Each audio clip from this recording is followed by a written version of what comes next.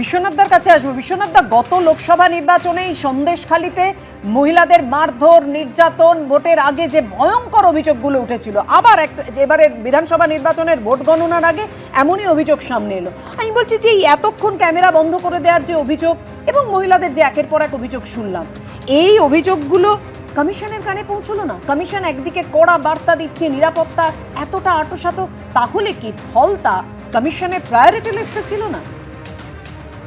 Commission fail করেছে। দেখো, মানে ওখানে বলা যায় যে পুষ্পা এত শক্তিশালী যে সিংহম পরাজিত হয়েছে।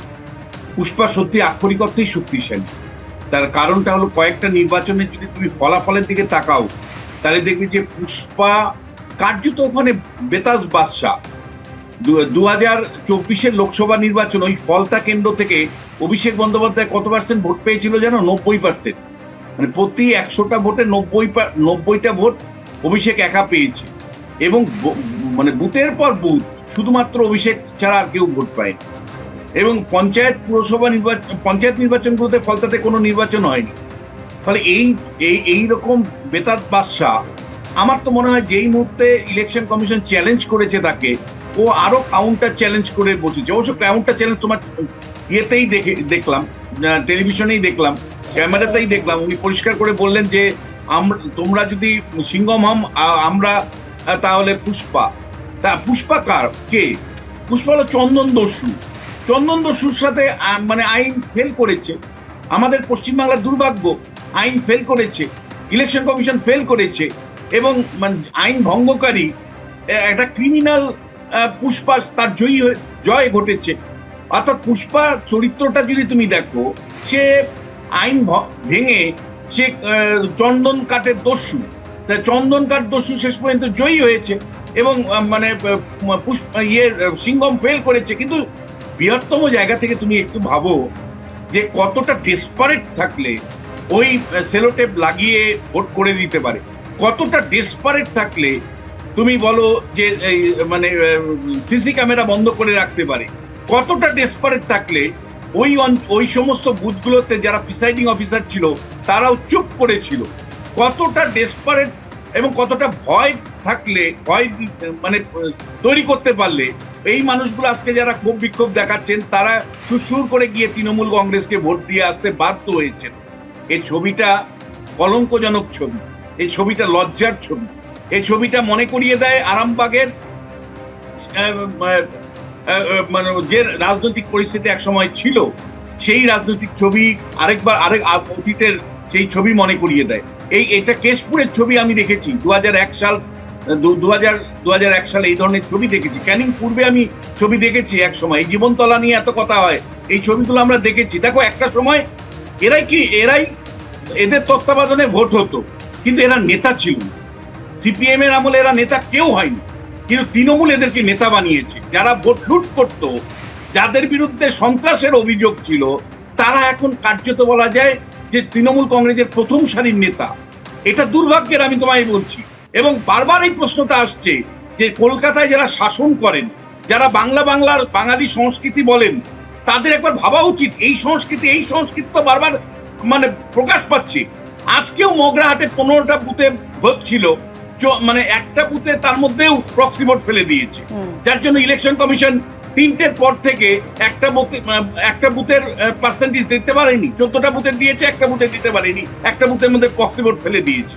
ফলে আমি বলছি, এই যে মডেলটা, এই শাহজাহানের মডেলটা, এই মানে এই ধরনের ব্যক্তিদের মডেলটা, এই মডেলটা কি আমাদের মাথা হেড করে না? যারা পশ্চিমবাংলা শাসন করেন তাদের লজ্জা লাগে না? তারা একবারও লজ্জা অনুভব করেন না? কিসের উপরে? মানে মানুষের নির্যাতনের উপর দাঁড়িয়ে শাহজাহান ওখানে শাসন করেছে, এখানে জাহাঙ্গীর শাসন করে।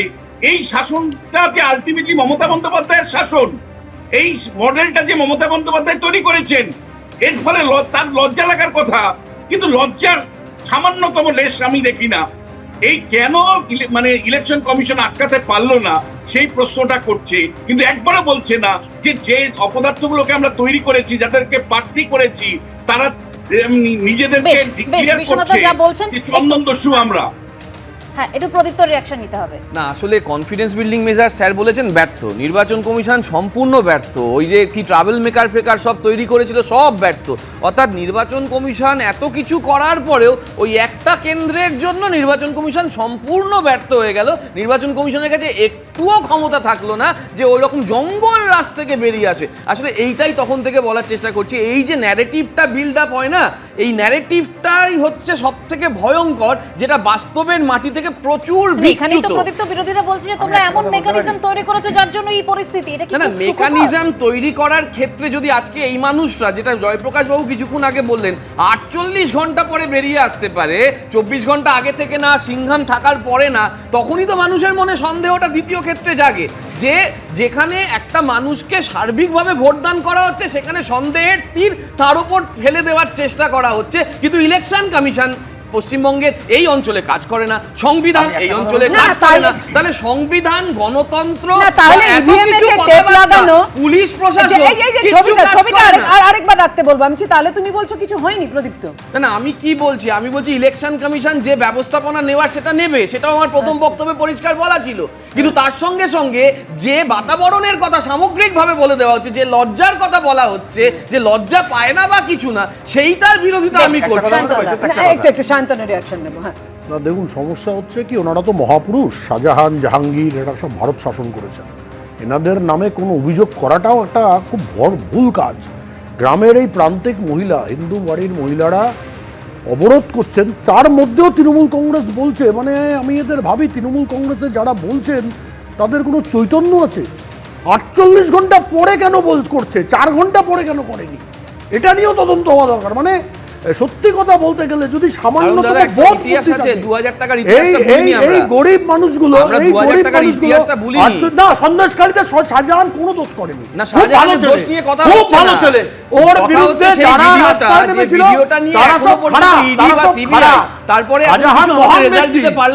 শাহজাহান তো মহান ব্যক্তি, তার থেকে বড়। আর এখন শুধু শাহজাহান না, এখন তো ওই মাতচোর যে বেরিয়েছে শওকতকে নিয়ে, আমি আজকে আস্তে আস্তে গানটা শুনছিলাম, এতদিন আমি গানটা জানতাম না। এই মাতচোর বেরিয়েছে, সেই শওকতের ইতিহাস বলছে সেখানে। আমি একটা কথা বলছি, আমি স্যারের যে কথাগুলো বলেছেন আমি ওনার প্রায় গোটা কথার সাথে সম্মত, খালি শুরুর একটা কথা আমি ডিফার করছি না, কিন্তু খালি আমি আমার আপত্তিটা জানাচ্ছি। এই যত সহজে বললাম না, পুষ্পা হেরে গেল সিংহামের কাছে, স্যার যেটা বললেন, দেখুন পুষ্পা সিংহাম এগুলো তো ঠিক আছে, এগুলো তো মিডিয়ার ক্যাচওয়ার্ড বা ওদের নিজেরা কেউ বলেছে নিজেকে বিরাট বড় করে দেখানোর জন্য, ঠিক আছে, এটাকে নিয়ে মিডিয়া দ্বারা আলোচনা হচ্ছে, ঠিক আছে। শুনুন, কেউ পুষ্পা না, কেউ সিংহাম না, আলটিমেটলি একটা ক্রিমিনাল বনাম রাষ্ট্র, যেমন ভারত রাষ্ট্র, তার ইলেকশন কমিশন, তার কেন্দ্রীয় বাহিনী, তার আওতায় থাকা পুলিশ, কখনো কোনো পুষ্পা হোক কি মোগাম্বো হোক কি গব্বর সিং হোক, কোনো ক্রিমিনাল, কোনো গুন্ডা এত ক্ষমতাশীল হতে পারে না যে তার কাছে রাষ্ট্রকে হারতে হবে। আর যদি হারতে হয় সেক্ষেত্রে কিন্তু আমাদেরকে এই প্রশ্ন করতেই হবে যে তাহলে মোদির আমলে গোটা রাষ্ট্রশক্তি খালি জিএন সাইবাবাদেরকে জেলে ভরার জন্য?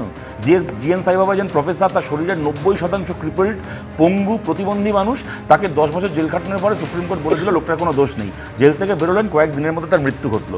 গোটা রাষ্ট্রের ক্ষমতা কি তাহলে খালি জিএন সাইবাবাদের জন্য আর এই সমস্ত জাহাঙ্গীরদের কাছে এসে রাষ্ট্র ফেল করে যাবে? তা তো হওয়ার কথা নয়। আমি দেখুন আমার সীমিত বুদ্ধি থেকে বলছি, রাষ্ট্রশক্তি যদি চায় না, তাহলে কোনো এই সমস্ত জাহাঙ্গীর আর কোনো শাহজাহান আর কোনো অনুব্রত এত বড় হতে পারে না যে তাদের কাছে একটা রাষ্ট্রশক্তি হেরে যেতে পারে। কেন হারতে হলো ফলতায়, এটা কিন্তু আমাদেরকে জানতে হবে। এবিপি আনন্দ, এগিয়ে থাকে, এগিয়ে রাখে।